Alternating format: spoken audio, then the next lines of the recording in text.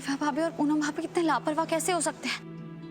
उन्होंने राघव को दवाई ही नहीं दी। लेकिन दवाई देनी तो जरूरी है ना, और कोई और है भी नहीं उस घर में जिस पर मैं भरोसा कर सकती हूँ, जो राघव का ख्याल रखेगा। भैया मैं आपके लिए आपका फेवरेट सूप बना के ले आती हूँ, और रीत जो आपके लिए सूजी वाला ढोकला बनाती है वो भी ले आती हूँ। उसमें रीत वाला स्वाद तो नहीं होगा, पर मैं पूरी कोशिश करूंगी, ठीक है? भाभी, मेरा हमेशा ख्याल रखने के लिए थैंक यू, पर अभी मुझे सच में कुछ नहीं चाहिए, मुझे बहुत नींद आ रही। राघव है लेकिन एक भाभी प्लीज प्लीज बात समझिए।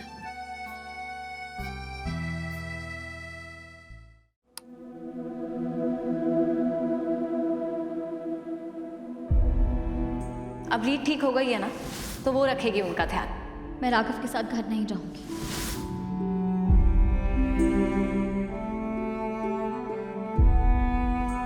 ऐसे कैसे चलेगा बिग सिस्टर लो?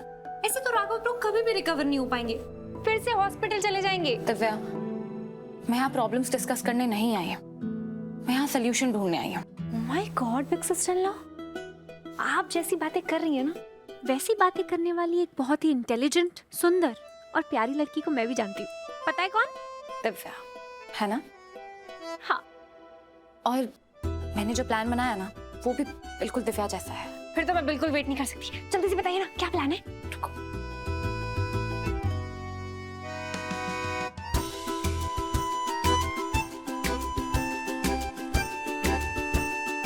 वाओ बिग सिस्टर लो, क्या प्लान है, वेरी गुड। चलो।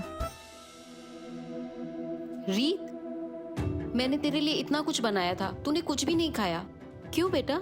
चाची मैं थोड़ा सा सफाई कर लेती हूँ ना, उसके बाद खा लूंगी। घंटों से इतनी सफाई कर रही है, रात को इतनी सफाई करने की क्या जरूरत है?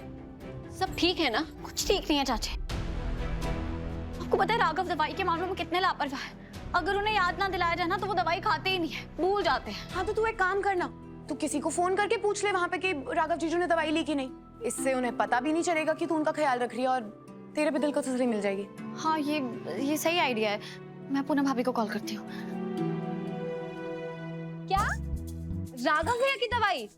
नहीं, मुझे तो पता नहीं रीत। मैं तो जब से हॉस्पिटल से आई हूँ तब से मैं बस किचन में ही हूँ। अभी तो मुझे कपड़े भी डालने हैं वॉशिंग मशीन में, और फिर मैं समझती हूँ घर में इतने सारे लोग बढ़ गए हैं तो आपका काम भी बढ़ गया होगा, ज्यादा रिस्पॉन्सिबिलिटी आ गई होगी। लेकिन राघव को दवाई, लेकिन मेरी कोई परेशानी समझता भी तो नहीं है ना रीत यहाँ। अच्छा, तुम्हें और कुछ बात करनी है? नहीं और कुछ नहीं, आप अपना काम करिए। पूनम भाभी ने तो राघव को दवाई ही नहीं दी, लेकिन उन्हें दवाई देना तो जरूरी है ना।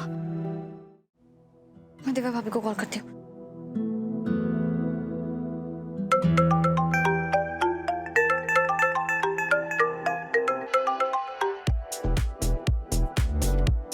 हेलो रीत, तुम्हारी आवाज नहीं आ रही।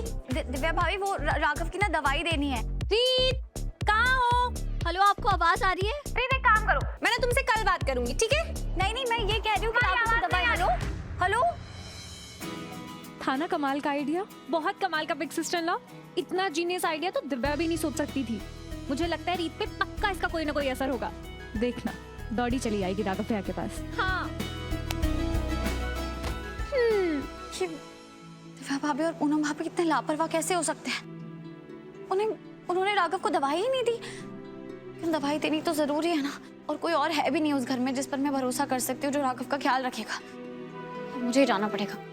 तू जो करने का ठान चुकी है ना, अब उसे तो मैं बदल नहीं सकती और ना तुझे रोकूंगी अब।